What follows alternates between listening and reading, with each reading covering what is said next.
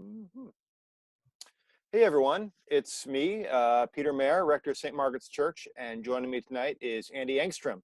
Andy is a lover of the Marvel Cinematic Universe and has agreed to talk with me a little bit about some of the themes that we see in our Advent readings. And the movie that I want to touch on tonight is Avengers: Infinity War, which is the first part of Endgame, and it came out a couple years ago. Do you remember what year it was, Andy? 27, no, 2018. 2018. Let's call it 2018. See how that goes. But much anticipated. I think the third Avengers movie after Ultron and the first one.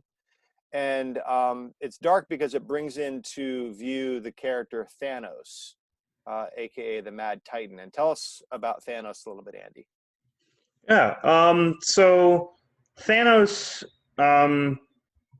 grew up in this plane that was like this planet that was beginning to suffer. It had a lot of like people starving and a lot of issues. And as Thanos grew up, he had these ideas that if they took out approximately half of the society, they would prosper. And he was cast off as mad and seen as a outcast on that planet.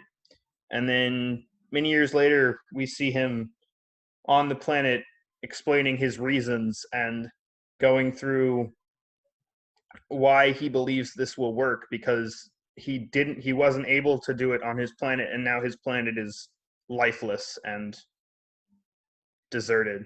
So the idea is that in wiping out half the population, resources will be saved. There's going to be more to go around for everyone, so there'll be no fighting, no wars. Exactly. We'll all have enough. Okay. And I think was he explaining that to Gamora? Was that like in Gamora's flashback? No, that was a different scene. He was explaining that to Doctor Strange, actually. Really? Yes, with crazy Peter Quill in the background.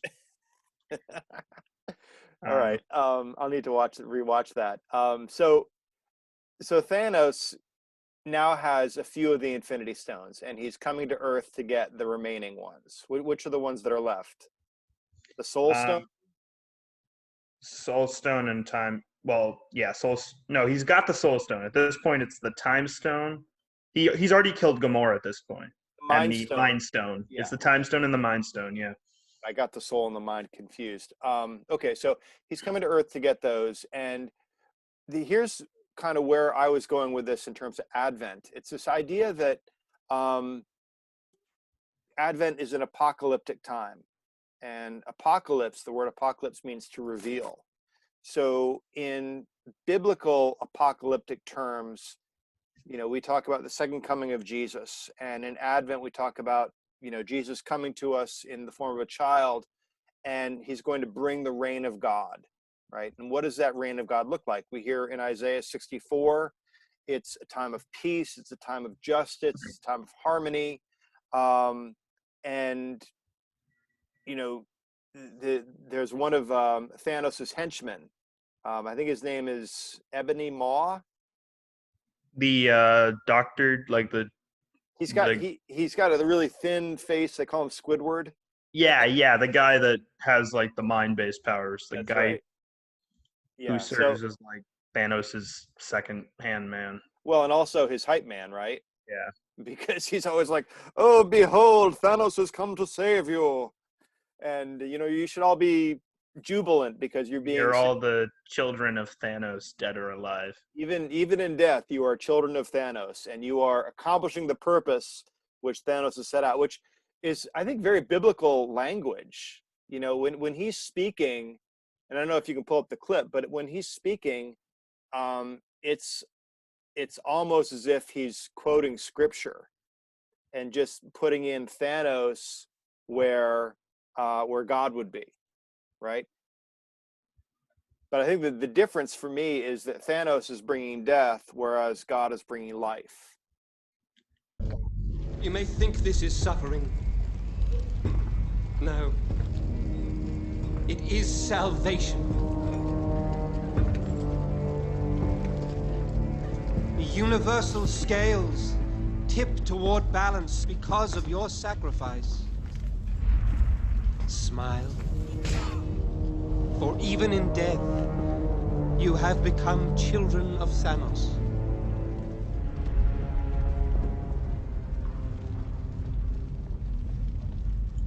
And there's that line, children of Thanos. That's right. That's right. I like it.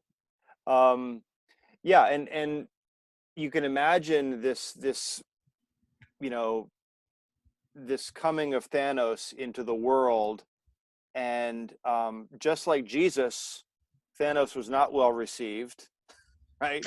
Um, His ideas were seen as crazy. as radical, and it makes you wonder. Like you've seen the shirts out there. There are shirts out there that say Thanos was right, which is I don't really agree with that, but the idea is that if we share resources, we can all get along better. But um, Thanos is completely dark. Yeah. Jesus is completely light, and people can't handle one and they can't handle the other, right? So I just think it's fascinating in this movie where they now realize they have to fight this being with ultimate power, because I don't want to give the movie away, but eventually he has the power to Yeah. do what he wants to do, and how do we live with that? We realize that actually Thanos was wrong, because we miss each other, right? When Everyone's miserable. Yeah. everyone's miserable, even Thanos is miserable, right? Well, Thanos is living on his little island of like, I did what was right. He's still on this. He still has this idea that he was correct, and he doesn't really care about anything else, which brings you to Endgame at that point. But Yeah.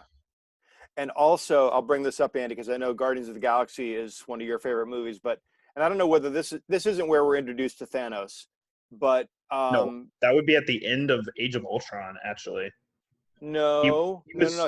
He was also in Avengers, when Loki was up talking to the Asgardians, not the Asgardians, the funny people who invaded Earth.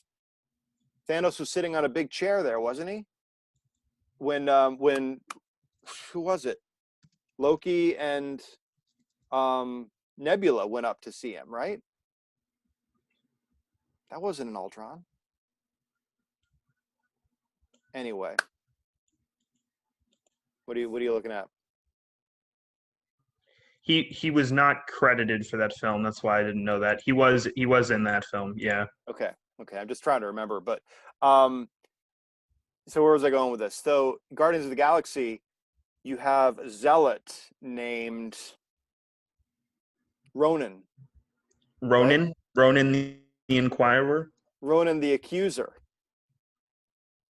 right? Yeah, not the Inquirer. Yeah.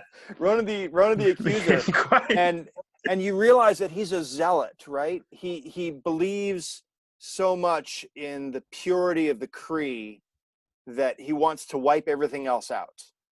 Yeah. And we see that in today's world, unfortunately, right? We see people with the mindset of, I need to destroy everything that goes against what I believe, right? And if you don't want to agree with me wholeheartedly, then you shouldn't be around. yeah, you don't deserve to exist. Yeah. Which is a scary place to be, but it's not unlike Thanos's mentality, right? Well, yeah, and Ronan the Accuser was a follower of Thanos, so That's right. yeah. All right. Fascinating stuff. So what I want you to do, if you're following along at home, is go watch these movies, watch all of them. It'll take you a couple days, but what else are you going to do? And then I want you to comment below with thoughts, questions, ideas, further topics that Andy and I can explore. We're going to be doing this weekly through Advent. Every Wednesday night it's going to drop. So let us know kind of what you're thinking about, what you want to explore. We already have stuff lined up, but we'll certainly add stuff on if we can. All right. So any final thoughts, Andy, about Infinity War or Endgame?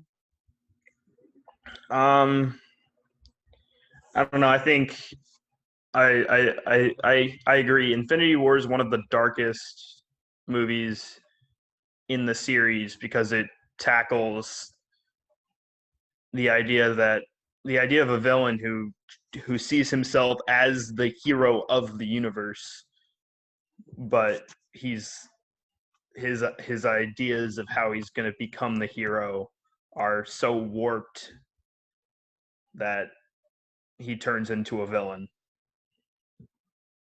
I think it's also funny, and I don't think I'm really stepping on toes by saying this, but there was an ad for our former president Donald Trump, current and future former president Donald Trump, where he pictured himself as Thanos. I think at the end, right at the end of Endgame, but he didn't finish the movie because at the end of the movie Thanos dies. Right? Did you ever see that? I never saw There's that. something out there where he's talking about power and he's talking about making things right and destroying the enemy, and it might have been put on by a political action committee or friends of Donald Trump, the campaign or whatever it was, but it really caught a lot of people's attention to say he doesn't know how that movie ends if he's picturing himself as Thanos. But the idea of somebody wanting to cure things and wanting to solve things by maybe unorthodox methods. Maybe that's it. I don't know. I don't want to get myself into trouble tonight.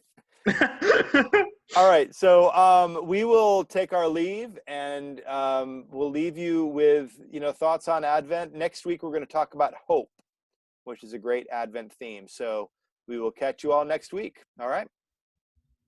Bye-bye. Thank you.